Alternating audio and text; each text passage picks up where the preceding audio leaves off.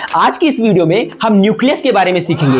Nucleus जिसको कि brain of cell भी बोला जाता है और न्यूक्लियस को सेल का कंट्रोल सेंटर ही बोला जाता है, क्योंकि न्यूक्लियस ही सेल के अंदर जितनी भी एक्टिविटीज हो रही हैं उनको कंट्रोल करता है और मॉनिटर करता है। और जो जेनेटिक इंफॉर्मेशन पेरेंट से ऑफ स्प्रिंग में ट्रांसफर होती है वो जेनेटिक इंफॉर्मेशन भी न्यूक्लियस के अंदर स्टोर रहती है। सबसे पहली बार 1665 में सेल की डिस्कवरी रॉबर्ट हुक ने करी थी। उस समय पर माइक्रोस्कोप का इन्वेंशन नहीं हुआ था, जिसकी वजह से उन्होंने कॉर्क सेल पर केवल सेल वॉल को देखा था।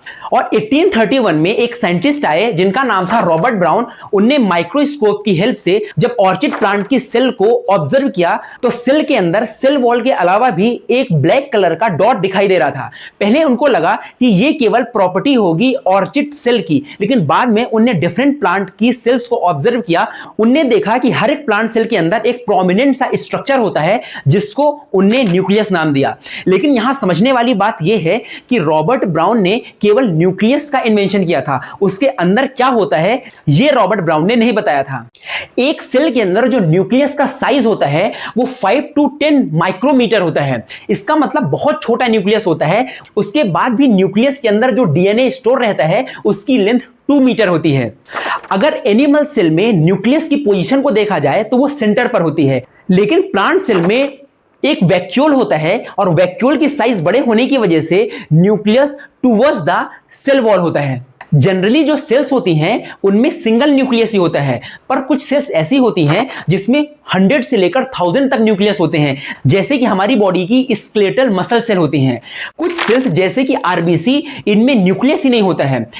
आपको पता है कि आरबीसी का काम होता है हीमोग्लोबिन को स्टोर करने का, तो न्यूक्लियस ना होने की वजह से उसमें ज्यादा हीमोग्लोबिन आ जाता है, जिसकी वजह से वो ज्यादा इफिशियंसी से ऑक्सीजन और कार्बन डाइऑक्साइड का ट्रांसपोर्ट कर सकते हैं। न्यूक्लियस ना होने की वजह से आरबीसी सेल डिवाइड नहीं कर पाती, इस वजह से उसका लाइफ स्पैन केवल 120 डेज का होता है। न्यूक्लियस को और डीपली समझने के लिए हमको पहले न्यूक्लियस के कंपोनेंट को समझना होगा, लेकिन उससे पहले न्यूक्लियस को 3D में देखते हैं। जो स्क्रीन में आपको दिखाई दे रहा है ये एक सेल है, और अगर इस सेल को आप जूम करेंगे तो अंदर की तरफ जो आपको ये स्फेरिकल यूनिट दिखाई दे रही है, ये स्फेरिकल यूनिट न्यूक्लियस कहलाती है। और आप देख सकते हैं कि इस न्यूक्लियस में ये पोर्स हैं जिसको कि न्यूक्लियर पोर बोलते हैं। और अगर मैं इसको अंदर और जूम करूं, इस न्यूक्लियस के बीच में एक डेंस राउंडेड स्ट्रक्चर दिखाई दे रहा है जिसको हम बोलते हैं न्यूक्लियोलस। और जो यहां पर आपको थ्रेड लाइक स्ट्रक्चर दिखाई दे रहा है, इस थ्रेड लाइक स्ट्रक्चर को क्रोमेटिन बोलते हैं।